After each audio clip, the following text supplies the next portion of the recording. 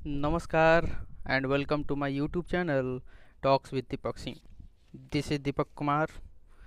आज मैं आपके सामने प्रस्तुत करने जा रहा हूँ दिगंत भाग 2 से चंद्रधर शर्मा जी की रचना पाठ 2 उसने कहा था। बच्चों, चंद्रधर शर्मा गुलेरी जी की जन्म 7 जुलाई 1883 ईस्वी में हुई थी और इनका निधन देहांत 12 सितंबर 1922 में हो गया था। इनका जो जन्म स्थान था जयपुर, राजस्थान में, ठीक है। और इनका जो मूल निवास था वो हिमाचल प्रदेश के कांगड़ा जिले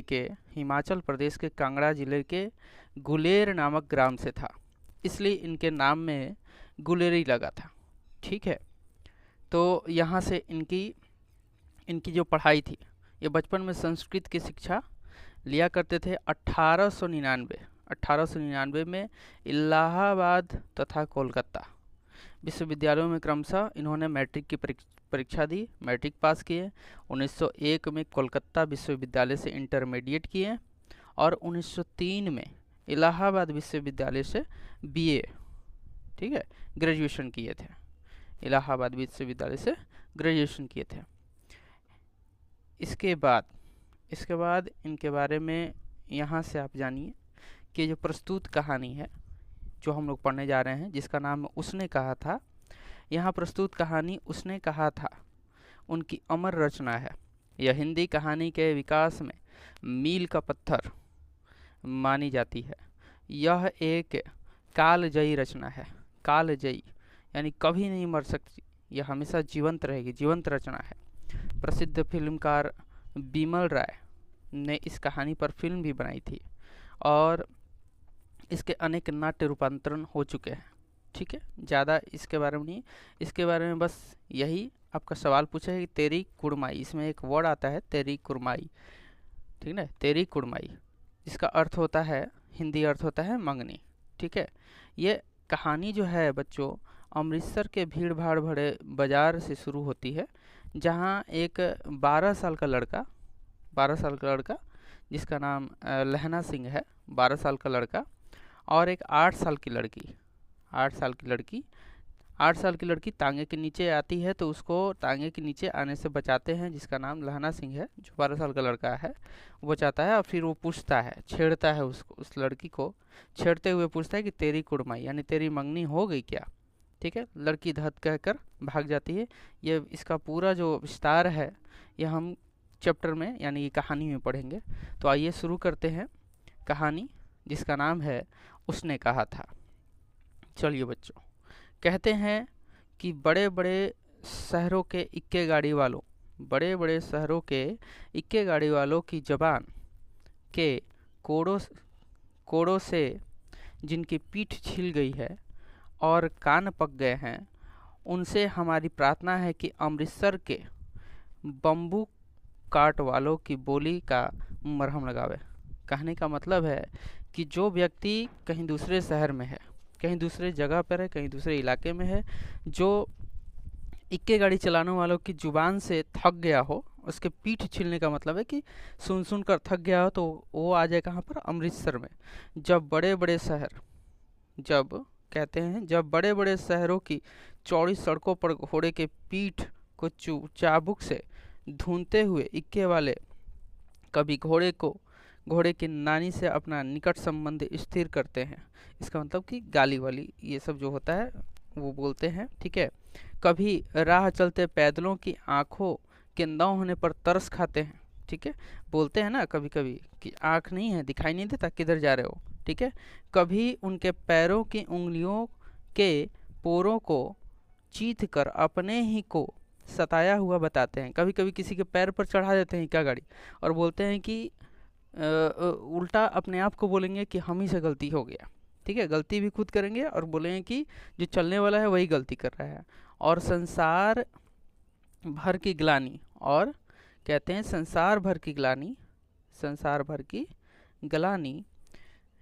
निराशा और क्षोभ के अवतार बने नाक की सीधे चले जाते हैं। तब अमृतसर में उनकी बिरादरी वाले ठीक है, तब अमृतसर में उनकी बिरादरी वाले तंग चक्करदार गलियों में, यानी कि भीड़ भाड़ वाले गलियों में, हर एक लट्ठी वाले के लिए ठहर कर सब्र का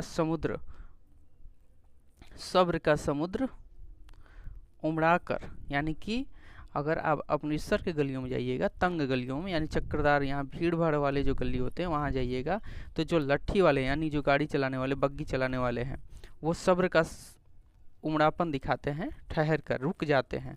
ठीक है, और बोलते क्या है, बच्चों खालसा जी, हटो भाई जी, ठहरना भाई, आने दो लाला जी, हटो बाछा, ये बहुत प्रेम पूर्वक कहते हैं।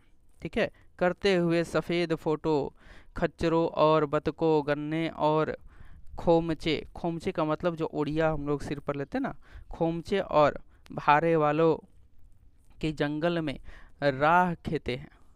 क्या मजाल है कि जी और साहब बिना सुने किसी को हटना पड़े। कह रहे हैं कि ये लोग कहते कहते चले जाते हैं कि बचो खालसा जी, ठीक है, हटो भाई जी, ठहरना भाई, आने दो लाला जी, हटो बाछा, ये कहकर आगे की ओर बढ़ते हैं और बिना जी कहे कोई हट जाए क्या मजाल है। यह बात नहीं कि उनकी जीभ चलती ही नहीं। कहने का अर्थ है कि दूसरे शहर में लोग कड़वा बोलते हैं और यहाँ पर बहुत अच्छे से प्रेम से बोलते हैं कि बचो खालसा जी, ठहरना भाई जी। तो ये गुलेरी जी कहते हैं कि इसका मतलब ये नहीं कि इनकी जीभ नहीं चलती है, चलती है, ठीक है, पर मीठी छुरी की तरह महीन मार करती है। चलती है, मीठी छुरी की तरह चलती है, महीन मार करती है। यदि कोई बुढ़िया बार बार चुनौती देने पर भी लीक से नहीं हटती। लीक का मतलब बच्चों, जो गाड़ी चलते चलते एक राह बन जाती है, दो पहियों की राह बन जाती है, उसी को लीक कहते हैं। ठीक है, तो कहते हैं गुलेरी जी कि अगर बुढ़िया कोई है, बार बार चेतावनी देने पर भी नहीं हटती लीक से, तो उनकी बचनावली के ये नमूने हैं। फिर वो क्या बोलते हैं, हट जा जीने जोगिए, हट जा कर्मा वालिए, हट जा पुतिया प्यारिए, हट जा पुता प्यारिए, बच जा लंबी वालिए। कहने का अर्थ है कि ये कहते हैं कि हट जा जीने जोगिए, मतलब अभी जीने की उम्र है तुम्हारी, अभी मत आओ गाड़ी के नीचे। हट जा कर्मा वाली, अभी आपका कर्म है, यानी अभी तुम भाग्य वाली हो, हट जाओ यहाँ से। हट जा पुता प्यारिए, ठीक है, यानी इसका अर्थ नीचे दिया है बच्चों, ठीक है, यहाँ पर दिया हुआ है, यानी पुत्रों की प्यारी, पुता प्यारी है, पुत्रों की प्यारी हो तुम, हट जाओ। बच जा लंबी वाली है, लंबी उम्र वाली, तेरा उम्र अभी लंबा है, तू अभी गाड़ी के नीचे मत आ, तू क्यों मेरे पहियों के नीचे आना चाहती है, बच जा। आगे देखते हैं सेकेंड पैराग्राफ में, कहते हैं कि ऐसे बम्बू काट वालों के बीच में होकर एक लड़का और एक लड़की, ठीक है, अब यहीं से आपका कहानी शुरू होता है। ऐसे ही बम्बू काट वालों के बीच में से एक लड़का और एक लड़की चौक की एक दुकान पर आ मिले। ठीक है, दोनों एक चौक के दुकान पर आकर मिल जाते हैं। ठीक है, उसके बालों और इसके ढीले सुथले से जान पड़ता है कि दोनों सिख हैं। ठीक है, बाल को देखकर और ढीले सुतले को देखकर मालूम पड़ता है क्या है कि दोनों सिख जाति के हैं। वह सिख धर्म से, सिख समुदाय से हैं। वह अपने मामा के केस धोने के लिए दही लेने आया था यानी कि लड़का। ठीक है, लड़का क्या करने आया था, अपने मामा के केस धोने के लिए दही लेने आया था, और यह रसोई के लिए बढ़िया। ठीक है, और लड़की जो थी, अब सवाल पूछा कि लड़का दुकान पर क्या लेने गया था, तो अपने मामा के केस धोने के लिए दही लेने गया था, और लड़की क्या लेने गई थी, तो रसोई के लिए बढ़िया लेने गई थी। दुकानदार एक परदेसी से गूथ रहा था, यानी ये दुकानदार जो था उस समय दूसरे व्यक्ति से, दूसरे ग्राहक से उलझा हुआ था, कुछ बातचीत कर रहा था, जो शेर भर गीले पापड़ों की गड्डी को गिने बिना हटता न था। क्या कर रहे थे, वो शेर भर गीले पापड़ों की गड्डी को गिनती कर रहे थे। तेरे घर कहाँ है, तभी लड़का पूछता है लड़की से कि तेरा घर कहाँ है। मगरे में, लड़की जवाब देती है मगरे में। और तेरे, और पूछती है कि तुम्हारे कहाँ है, तो माझे में। ठीक है, तो पूछे कि मगरे में किसका घर था, तो लड़के का, और लड़की का घर माझे में है। लड़की का घर कहाँ था, तो मगरे में, और लड़का का घर कहाँ था, तो माझे में। यहाँ कहाँ रहती है, इसका मतलब लड़का पूछ रहा है कि यहाँ कहाँ रहती है। अंतर सिंह की बैठक में, अतर सिंह की बैठक में। कहाँ रहती थी लड़की, अतर सिंह की बैठक में। वे मेरे मामा होते हैं। वो जो अतर सिंह थे वो कौन थे, लड़की के मामा थे। मैं भी मामा के यहाँ हूँ, उनका घर गुरु बाजार में है। लड़का बोलता है मैं भी अपने मामा के यहाँ आया हूँ, जिनका यहाँ है गुरु बाजार है। इतने में दुकानदार, इतने में दुकानदार और इसका सौदे देने लगा, ठीक ना, इनका सौदे देने लगा। इतने में दुकानदार आता है और इनका सौदा देने लगता है। सौदा लेकर दोनों साथ साथ चले, दोनों साथ साथ चल पड़ते हैं सौदा लेकर, ठीक है। आगे देखो बच्चों, आगे बोलते हैं कुछ दूर जाकर, कुछ दूरी तक दोनों साथ चलते हैं। उसके बाद लड़का पूछता है, दूर जाकर लड़के ने मुस्कुरा कर पूछा, लड़का मुस्कुराते हुए पूछता है तेरी कुड़माई हो गई, ठीक है। पूछता है कि क्या तुम्हारी सगाई हो गई, मंगनी हो गई। इस पर लड़की कुछ आंखें चढ़ाकर धत कर दौड़ गई, ठीक है। लड़की शर्मा जाती है और धत कहती है, धत कर वहाँ से चली जाती है। और लड़का मुंह देखता रह गया, और लड़का उसका मुंह देखता रह जाता है। दूसरे दिन सब्जी वाले के यहाँ, दूध वाले के यहाँ अकस्मात दोनों मिल जाते हैं, ठीक है। दूसरा दिन दूध वाले के यहाँ फिर सब्जी लेते हुए अकस्मात मतलब अचानक से दोनों की मुलाकात हो जाती है। महीना भर यही हाल रहा। महीना भर दोनों आते जाते मिलते जुलते रहते हैं, ठीक है। कहीं सब्जी वाले के यहाँ मिल जाते हैं, कहीं दूध लेने जाते हैं तो दोनों की मुलाकात हो जाती है, कहीं दुकान पर जाते हैं तो दोनों की मुलाकात हो जाती है। 2-3 बार लड़के ने फिर पूछा, तो जब भी मिलता है लड़का तो पूछता है, 2-3 बार पूछा तेरी कुड़माई हो गई, और उत्तर में वही धत मिला, ठीक है। और उत्तर में लड़के को वही धत मिलता है, ठीक है। एक दिन जब फिर लड़के ने वैसे ही हंसी में चिढ़ाने के लिए पूछा, तब लड़की, ठीक है, एक दिन फिर दूसरे दिन लड़का जो है पूछता है कि तेरी कुड़माई हो गई, चिढ़ाने के लिए। तो लड़के की संभावना के विरुद्ध बोली, ठीक है। लड़की क्या करती है, लड़का तो सुनने के लिए धत बोला था, लेकिन लड़की जो है उसके विरुद्ध, उसके सुनने के विरुद्ध बोलती कि हाँ हो गई, ठीक है। पूछता है लड़का कब, तो लड़की जवाब देती है कल। देखते नहीं, यह रेशम से कढ़ा हुआ शालू है ना, शालू मतलब शॉल, ठीक है। बोलती कि देख दिखाई नहीं था, ये जो रेशम से कढ़ा हुआ शालू है ये सगाई में ही मिली है, ठीक है। लड़की बोलती है। लड़की जो है यह कहकर चली जाती है, भाग जाती है। लड़के ने घर की राह ली, और लड़का भी यह सुनते ही, उसको तो कुछ और सुनना था, लेकिन वो सुन लेता है क्या, कि उसकी सगाई हो चुकी है। सुनते ही वो रास्ता धर लेता है, कहाँ का, घर का। रास्ते में वो गुस्से में घर जाने लगता है। रास्ते में एक लड़के को मोरी में ढकेल दिया। मोरी जो हम लोग भाषा बोलते हैं, मोरी मतलब नाली, नाली में ढकेल देता है। एक छावड़ी वाले की दिन भर की कमाई खोई, एक छावड़ी वाले के दिन भर की कमाई खो देता है। एक कुत्ते को पत्थर मारा, और एक गोभी वाले के ठेले में दूध उड़ेल दिया, ठीक है। सामने नहाकर आती हुई किसी वैष्णवी से टकराकर अंधे की उपाधि पाई, ठीक है। एकदम बौखलाया हुआ घर को जाता है, और रास्ते में उसने एक लड़के को मोरी में यानी नाली में ढकेल देता है। एक छावड़ी वाले का दिन भर का कमाई खो देता है। एक कुत्ते को पत्थर से मारता है। एक गोभी वाले को ठेला जो है उस पर दूध उड़ेल देता है। सामने एक लड़की आती हुई, वैष्णवी नाम की लड़की आती है, उसको यह क्या करता है, टकरा जाता है। टकराता है तो लड़की क्या बोलती है इसको कि अंधे हो क्या, दिखता नहीं, तो अंधे की भी उपाधि ले लेता है, ठीक है।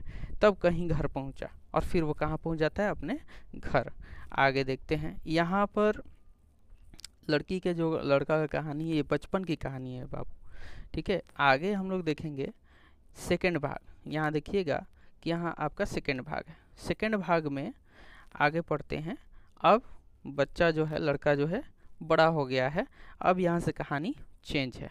दूसरा कहानी ये है कि राम राम, यहाँ से पढ़ते हैं फिर समझाते हैं। राम राम, यह भी कोई लड़ाई है, दिन रात खंदकों में बैठ हड्डियाँ अकड़ गई, ठीक है। लुधियाना से 10 गुना जाड़ा और मेह और बर्फ़ ऊपर से, ये लहना सिंह कहते हैं। जो लड़का था वो लहना सिंह था।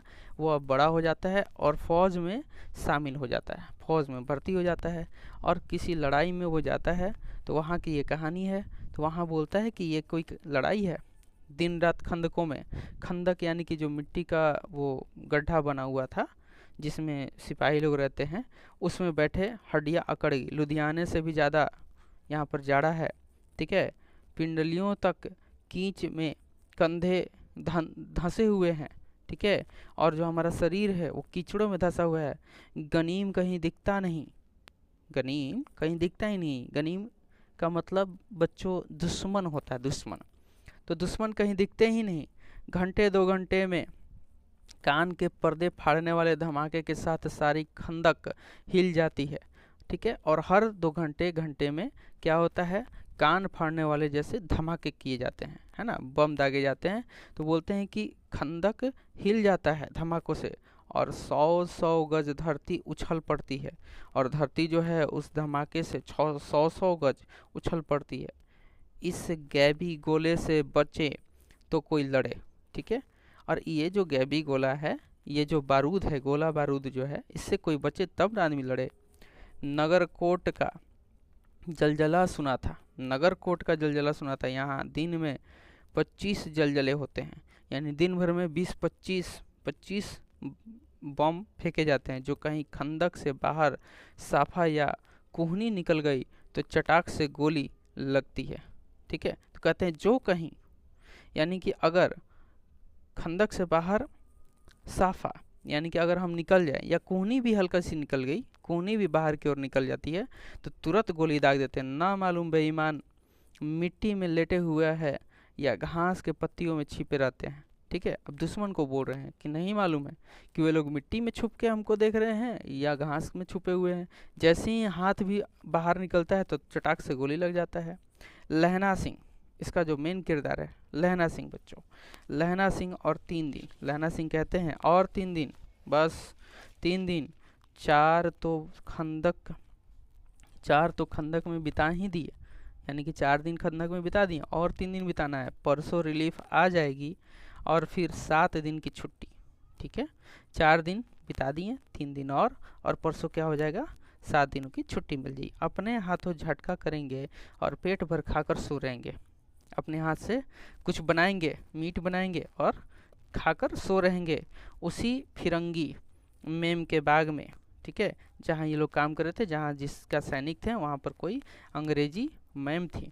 बोलते हैं कि उसी फिरंगी मैम के बाग में मखमल की सी हरी घास पर फल और दूध की वर्षा कर देती है।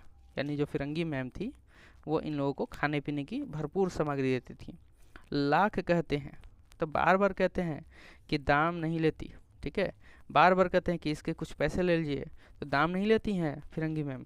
कहती हैं, क्या कहती हैं, तुम राजा हो, मेरे मुल्क को बचाने आए हो।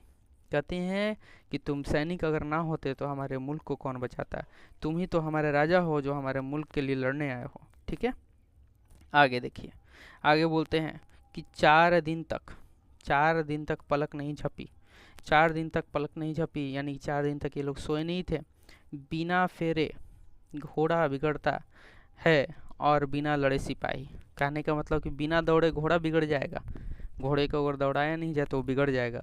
और बिना लड़े सिपाही, और सिपाही अगर बैठे बैठे रहे तो देह अकड़ जाएगा, उसको लड़ाई चाहिए। मुझे तो संगीन चढ़ाकर मार्च का हुक्म मिल जाए, फिर 7 जर्मनों को अकेले मारना लौटूं तो मुझे दरबार साहब की देहली पर मत्था टेकना नसीब ना हो। कहता है, कौन कहता है, लहना सिंह। लहना सिंह कहते हैं कि बिना फेरे घोड़ा बिगड़ता है और बिना लड़े सिपाही। अगर मुझे हुक्म मिल जाए कि जाओ संगीन, यानी बंदूक चढ़ाकर, बंदूक में गोली लगाकर और जाकर जर्मन को मार के आओ, तो लहना सिंह कहते हैं कि हम 7 जर्मन को तो पहले मारेंगे, ठीक है, अकेले मारेंगे, और नहीं लौटेंगे अगर मारकर तो फिर हमारे मत्था जो है ना नसीब ना हो, यानी साहब के पास नहीं आएंगे, पाजी कहीं के, ठीक है। कलों के घोड़े संगीन देखते ही मुंह फाड़ देते हैं और पैर पकड़ने लगते हैं, ठीक है। यूँ अंधेरे में 30-30 मन का गोला फेंकते हैं। अब ये फिरंगी यानी कि जो जर्मन के लोग थे जहाँ से लड़ाई इनका था, बोलते हैं कि ये लोग क्या करते हैं कि बिना मतलब का 30-30 मन का गोला फेंकते हैं। उस दिन धावा किया था, और बताता है लहना सिंह, उस दिन धावा किए थे ना, उस दिन गए थे ना, 4 मील तक एक जर्मन नहीं छोड़ा था, यानी 4 मील तक अकेले मारे दौड़ा दौड़ा कर। पीछे जनरल ने हट आने का कमान दिया, यानी जनरल ने कहा कि पीछे हट जाओ, नहीं तो हम मारिए के आते हैं। ठीक है, कहता है नहीं तो, यानी नहीं तो उस दिन बता ही देते। आगे बोलते हैं नहीं तो सीधे बर्लिन पहुंच जाते हैं, यानी मारते मारते बर्लिन में चले जाते हैं। क्यों? सूबेदार हजारा सिंह। ठीक है, अब हजारा सिंह इन लोगों के कौन थे? हजारा सिंह सूबेदार थे। ठीक है, सूबेदार थे हजारा सिंह। सूबेदार हजारा सिंह कहते हैं, सूबेदार हजारा सिंह मुस्कुरा कर कहा, ठीक है, ये मुस्कुराते हुए कहते हैं कि लड़ाई के मामले जमादार या नायक के चलाए नहीं चलते। तो क्वेश्चन आपका पूछेगा कि इस कहानी में सूबेदार का नाम क्या था? तो सूबेदार का नाम हजारा सिंह। ठीक है, तो हजारा सिंह मुस्कुरा कर कहते हैं कि कोई भी लड़ाई में नायक यानी लड़ने वाले का और जमादार का, ठीक ना, सूबेदार का नहीं चलता है। बड़े अफसर दूर की सोचते हैं, जो बड़े बड़े ऑफिसर जो होते हैं, अफसर जो होते हैं, जो कहते हैं कि कैसे कैसे लड़ाई रुक जाए, लड़ाई आगे कब होगी, ये आगे की सोच कर बोलते हैं।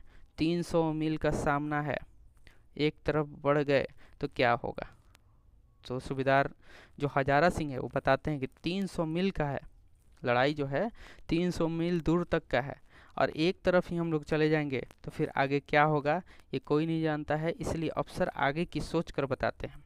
ठीक है, सूबेदार सच है, लाना सिंह बोला। लाना सिंह कहते हैं बात सही है, पर करें क्या? लेकिन क्या करें, हड्डियों में तो जाड़ा धंस गया है, बैठे बैठे हड्डियां अकड़ गई हैं। सूर्य, आगे देखिए बच्चों, सूर्य निकलता नहीं और खाई में दोनों तरफ से चंबे की बावलियां के से साते झड़ रहे हैं। ठीक है, सूर्य कहीं दिखता नहीं और लग रहा है जैसे हम लोग ऐसे ही बैठे बैठे मर जाएंगे। एक धावा हो जाए तो गर्मी आ जाए, एक लड़ाई हो जाता तो गर्मी आ जाता बदन में। उद्यमी उठ सिगड़ी के कोले डाल। ठीक है, उद्यमी एक व्यक्ति का नाम है जो उसी फौज में था, तो बोलते हैं उद्यमी उठ और कोयले डाल। वजीरा को बोलते हैं वजीरा तुम 4 जन बाल्टियां लेकर खाई का पानी बाहर फेंको। जिस खाई में वो लोग थे उसमें पानी भर गया था, तो बोलते हैं, कौन बोलता है? सूबेदार जी बोलते हैं। ठीक ना, सूबेदार हजारा सिंह बोलते हैं कि वजीरा से बोलते हैं कि तुम बाल्टी से पानी खाई से बाहर निकाल कर फेंको, और उद्यमी से बोलते हैं कि जो जल रहा है वहाँ पर कोयले डालो। ठीक है, महासिंह शाम हो गई, खाई के दरवाजे पर पहरा बदल दें। और महासिंह को कहते हैं कि तुम जाकर खाई के जो दरवाज़ा है वहाँ पर पहरा बदल दो। यह कहते हुए सूबेदार सारी खंदक में चक्कर लगाने लगे। ठीक है, सूबेदार कौन थे? तो हजारा सिंह। याद रखिएगा बच्चों, क्योंकि सूबेदार का नाम पूछेगा। तो सूबेदार चारों तरफ जाकर चक्कर लगाने लगते हैं। वजीरा सिंह पलटन का विदूषक था। विदूषक जो शब्द है, विदूषक का मतलब जो नाटक करने वाला होता है, जो हंसाने वाला होता है, वो विदूषक बोलते हैं उसको। ठीक है ना, जिसको जोकर बोलते हैं हम लोग, जोकर, जिसको हम लोग जोकर बोलते हैं। तो ये कौन था? जोकर था। विदूषक मतलब जोकर। ठीक है, बाल्टी में गंदला पानी लेकर खाई के बाहर फेंकता हुआ बोला। अब ये जो वजीरा सिंह है पानी बाल्टी से बाहर फेंक रहा था और कहा, क्या कहा? मैं पाधा बन गया हूँ, यानी मैं क्या बन गया हूँ? पाधा, यानी बुजुर्ग बन गया हूँ। करो जर्मन की बादशाह का तर्पण। ठीक है, तो कह रहे हैं कि कहीं हम ही को तर्पण ना करना पड़े बादशाहों का। इस पर सब खिलखिला पड़ते हैं और उदासी का बादल फट गए।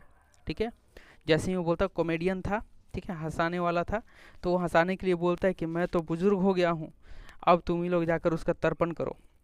इस पर सारे सैनिक क्या करते हैं? हंस पड़ते हैं। लहना सिंह ने दूसरी बाल्टी भर उसके हाथ में देकर कहा। लहना सिंह बाल्टी भर के उसको पकड़ाता है और कहता है, अपनी बाड़ी में खरबूजों में पानी दे दो।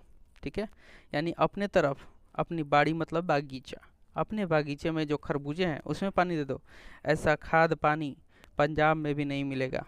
ये जो खाद वाला पानी है ये पंजाब में भी नहीं पाया जाता है। देखिए बच्चों, फिर इन लोगों में बातचीत होता है। अब बोलते हैं, हाँ देश क्या है? स्वर्ग है। मैं तो लड़ाई के बाद सरकार। ये कौन बोल रहा है? ये वजीरा है ना, वजीरा सिंह बोल रहे हैं कि लड़ाई क्या है, ये देश क्या है। ठीक है, यहाँ देखिए देश क्या है, तो स्वर्ग है। मैं तो लड़ाई के बाद सरकार से 10 घुमा ज़मीन यहाँ मांग लूँगा और फलों के बूटे लगाऊंगा। बोलते हैं कि मैं क्या करूँगा, लड़ाई जब ख़त्म हो जाएगा तो यहाँ पर सरकार से ज़मीन मांगेंगे और फल का बागीचा लगाएंगे। ठीक है, लाड़ी होरा, लाड़ी होरा मतलब लड़कियों को उपाधि दी जाता है। लाड़ी होरा मतलब जिसको हम लोग औरतें बोलते हैं, को भी यहाँ बुला लेंगे। ठीक है, लाड़ी होरा को भी यहाँ बुला लोगे, या वही दूध पिलाने वाली फिरंगी मैम। तो लहना सिंह मजाक करते हैं कि अपने गांव से जो आप तुम्हारी लुगाई है उसको ही बुलाओगे, या वही जो मैम है उन्हीं के द्वारा जो भी फल दिए जाते हैं, दूध दिए जाते थे, वही लोगे। तो वजीरा बोलता है चुप कर, यहाँ वालों को शर्म नहीं। फिर बोलते हैं कि यहाँ वालों को शर्म नहीं है, चुप करो। फिर बोलते हैं चुप कर, यहाँ वालों को शर्म नहीं, देश देश की चाल है, यानी देश देश की अपनी अपनी चाल है, देश देश की चाल है। आज तक मैं उसे उसे समझा न सका कि सिख तंबाकू नहीं पीते। ये कौन बोल रहा है, ये लैना सिंह बोल रहे हैं कि जो देश देश की चाल है, सबकी अपनी अपनी प्रथा है, आज तक मैं उसे समझा ना सका। किसको, उस मैम को, क्या कि तंबाकू सिख नहीं पीते। ये याद रखिएगा बच्चों, सिख तंबाकू नहीं पीते। क्वेश्चन पूछेगा कौन तंबाकू नहीं पीते, तो सिख तंबाकू नहीं पीते। ये कौन कहा, तो लहना सिंह। वह सिगरेट देने में हट करती है, कौन, अंग्रेजी मैम सिगरेट देती है, होठों में लगाना चाहती है, यानी सिगरेट को ज़बरदस्ती मेरे मुंह में ठूसती है, और मैं पीछे हटता हूँ, और मैं पीछे हट जाता हूँ। तो समझती है कि राजा बुरा मान गया, तो उसको लगता है कि मैं बुरा मान गया, अब मेरे मुल्क के लिए लड़ेगा नहीं। उसको लगता है कि ये बुरा मान गया, अब हमारे देश के लिए नहीं लड़ेगा। अच्छा, अब बोधा सिंह कैसा है। ठीक है, ये बोधा सिंह कौन था, क्वेश्चन पूछेगा आपसे कि बोधा सिंह कौन था, तो बोधा सिंह हजारा सिंह का लड़का था। हजारा सिंह कौन था, तो सूबेदार। ठीक है, सूबेदार हजारा सिंह के लड़के का नाम बोधा सिंह था। तो पूछता है कौन, वजीरा सिंह, कि अब बोधा सिंह कैसा है, तो लहना सिंह बोलता है कि अच्छा है। ठीक है, आगे देखिए, आगे बोलता है कि जैसे मैं जानता ही ना हूँ कि रात भर तुम अपने दोनों कंबल उसे उड़ाते हो। ये कौन बोल रहा है, वजीरा सिंह लहना सिंह से कहता है कि बोधा सिंह को तुम अपना जो दोनों कंबल है वो बोधा सिंह को उड़ा देते हो, हमको मालूम नहीं है, और आप सिगड़ी के सहारे गुजार लेते हो। सिगड़ी का मतलब जहाँ पर आग जलता है, आग तापने के सहारे आप वहीं पर गुजार लेते हो। उसके पहरे पर आप पहरा दे आते हो, जब उसका पहरा देना का बारी आता है तो आप उसके पहरे पर खड़े हो जाते हो। अपने सूखे लकड़ी के तख्तों पर उसे सुलाते हो, यानी सूखे लकड़ी पर उसे सुलाते हो, और आप कीचड़ में पड़े रहते हो और तुम नीचे सो जाते हो। कहीं तुम न मांदे पड़ जाना, कहीं तुम बीमार न पड़ जाना। मांदे का मतलब बीमार। ठीक है, कहीं तुम बीमार न पड़ जाना। जाड़ा क्या है, पता है जाड़ा क्या है, कहता है वजीरा सिंह की जाड़ा क्या है मालूम है तुमको, जाड़ा मौत है, और निमोनिया से मरने वालों को मुरब्बे नहीं मिला करते। ठीक है, जाड़ा क्या है, जाड़ा मौत है, और मौत से मरने वाले को, निमोनिया से मरने वाले को मुरब्बे नहीं मिला करते। मेरा डर मत करो। ये कौन बोलता है, लहना सिंह बोलता है मेरा डर मत करो, मैं तो बुलेल की खड़क के किनारे मरूंगा। बोलता है मैं तो बुलेल के खड़क के किनारे मरूंगा, भाई कीरत सिंह की गोदी पर मेरा सिर होगा, और जब मैं मरूंगा ये जो भाई कीरत सिंह है इसके गोद में सिर रख के मर जाऊंगा। ठीक ना, ये भी एक सिपाही था। तो लहना सिंह कहते हैं कि भाई कीरत सिंह के गोद में सिर रख के मर जाऊंगा, मेरे हाथ के लगाए हुए आंगन के आम के पेड़ की छाया होगी, और वहीं पर मरेंगे जहाँ पर हमने आम अपने बागीचे में लगाया था, अपने आंगन में आम लगाया था, उसी पेड़ के छाँव में हम मर जाएंगे। कौन बोलते हैं, तो लहना सिंह बोलते हैं। वजीरा सिंह ने त्योरी चढ़ा कर कहा। जो वजीरा सिंह है वो गुस्से में बोलते हैं क्या मरने की लगाई है, ये क्या बात कर रहे हो मरने की, मरे जर्मन और तुर्क। ठीक है, मरे हमारे दुश्मन, हम लोग बोलते हैं ना मरे हमारे दुश्मन, तो मरे जर्मन और तुर्क। हाँ भाइयों कुछ गाओ, हाँ कैसे। ठीक है, अब ये कुछ गाना गाते हैं अपनी भाषा में। ठीक है, अमृतसर वाली भाषा में कुछ गाना गाते हैं। गाना देखिए बच्चों, इस प्रकार है गाना बोलते हैं क्या, दिल्ली शहर ते पिसैर नू जादिए, कर लेना लौंगा दा व्यापार मंडिए। ठीक है, कर लेना नाड़े दा सौदा अड़िए, ओए लाना चटाका कदुए नू। ठीक है, कद्दू वर्णाए, कद्दू वणियाए मजेदार गोरिए, हुण लागा चटका कुदवे नू। ठीक है, इसका अर्थ भी यहाँ पर दिया हुआ है, इसका अर्थ जानते हैं। बोलते हैं कि ए दिल्ली शहर के, ए दिल्ली शहर से पेशावर को जाने वाली। ठीक है, एक लड़की को बोलते हैं ए, ये खुद में हंसी ठिठोली करते हैं, ऐसा बोलकर बोलते हैं ए दिल्ली से कहाँ जाने वाली, दिल्ली शहर से पेशावर को जाने वाली, मंडी में लोगों का व्यापार कर लेना। ठीक है, मंडी से लोगों का व्यापार करते हुए आना। अरे नाड़े का सौदा करने वाली, ठीक ना, नाड़े का सौदा भी कर लेना। ठीक है, ओए अब हमें कद्दू चखना है। ठीक है, अब हमें कद्दू चखना है। ए गोरे वर्ण वाली, यानी ए गोरी लड़की। ठीक है, कद्दू अत्यंत स्वादिष्ट पका है, तो कद्दू का सब्जी हमें बनाकर खिला देना, कद्दू बड़ा स्वादिष्ट पका है, अब हमें कद्दू चखना है। ठीक है, ये गाने का सार है, ये गाने का अर्थ है। आगे देखिए, कौन जानता था, ये कौन बोलते हैं, गुलेरी जी बोलते हैं, ये कौन जानता था कि दाढ़ियों वाले घरबारी सिख ऐसे लुच्चे का गीत गाएंगे। ठीक है, तो ये थोड़ा सा अटपटा सा गीत है इसमें लिखा हुआ। तो बोलते हैं कौन जानता था कि ये जो दाढ़ी वाले जो सिख हैं, इतने अच्छे परिवार से, ये लुच्चे लफंगों जैसा गीत गाएंगे। पर सारी खंदकी गीत से गूंज उठी, लेकिन जो गड्ढा था जिसमें सारी फौज समाई थी, वो उसी गीत को गाने लगे और खुश हो गए, और सिपाही फिर ताजे हो गए, और फिर से उनका मन अच्छा हो गया, मानो 4 दिन से सोते और मौज ही करते रहे हैं। ठीक है, चूँकि ये 4 दिन से सोए नहीं थे, तो ऐसा लग रहा था इन लोग 4 दिनों से सोए ही हैं।